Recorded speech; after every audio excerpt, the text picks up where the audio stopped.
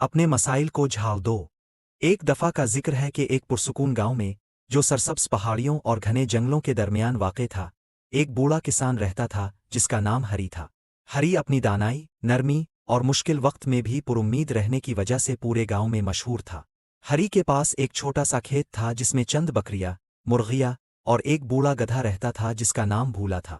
بھولا پچھلے 20 سالوں سے ہری کے ساتھ تھا۔ اگرچہ وہ سست اور بوڑھا ہو چکا تھا، مگر بھولا وفادار اور محنتی تھا، جو بغیر شکایت کے پہاڑی راستے پر بھاری بوجھ اٹھاتا رہتا۔ ایک دن صبح جب ہری کھیتوں میں کام کی تیاری کر رہا تھا، اسے پچھواڑے سے گھبراہٹ بھری آواز سنائی دی۔ وہ دوڑ کر باہر گیا تو دیکھا کہ بھولا ایک پرانے اور خشک کنویں میں گر چکا تھا۔ کنواں گہرا اور تنگ تھا، اور بھولا وہاں بے دھیانی میں چلتے ہوئے پھسل گیا تھا۔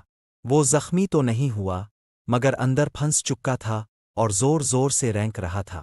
ہری نے کنویں میں جھانکا۔ بھولا اوپر ہری کی طرف خوفزدہ آنکھوں سے دیکھ رہا تھا۔ بوڑھے کسان نے گہرا سانس لیا۔ ہری نے بھولا کو نکالنے کے کئی طریقے آزمائے، مگر ناکام رہا۔ نہ تو اس کے پاس مناسب اوزار تھے، نہ ہی اتنی طاقت کہ اکیلا اسے نکال سکے۔ مدد بہت دور تھی، اور جب تک وہ پہنچتی، شاید بھولا بہت تھک چکا ہوتا۔ ہری کنویں کے پاس بیٹھ گیا، دل شکستہ اور غمزدہ۔ بھولا بوڑھا تھا، اور اس نے ہری کی خدمت کئی سالوں تک کی تھی۔ شاید اب وقت آ گیا تھا کہ اسے رخصت کر دیا جائے۔ اداس دل کے ساتھ ہری نے کنویں کو مٹی سے بھرنے کا فیصلہ کیا تاکہ بھولا آرام سے اپنی آخری نیند سو سکے۔ اس نے اپنے ہمسایوں کو بلایا اور صورتحال بتائی۔ سب نے افسوس کا اظہار کیا، مگر فیصلہ حقیقت پسندانہ لگا۔ ہر ایک نے بیلچا پکڑا اور کنویں میں مٹی پھینکنا شروع کی۔ جیسے ہی پہلی بلچیا بھری مٹی بھولا کی پیٹھ پر گری، وہ گھبرا گیا اور زور زور سے رینکنے لگا۔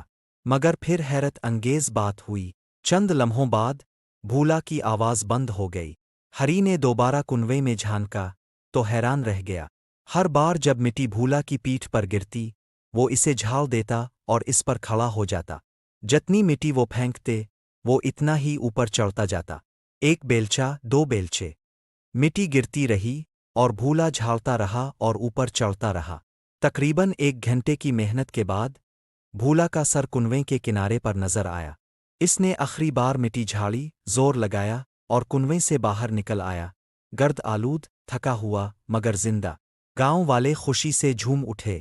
ہری دوڑ کر بھولا کے پاس گیا، اسے گلے لگایا اور اس کی آنکھوں میں آنسو آ گئے۔ اس دن بھولا نے گاؤں کے ہر فرد کو ایک سبق سکھایا جو وہ کبھی نہ بھول پائے۔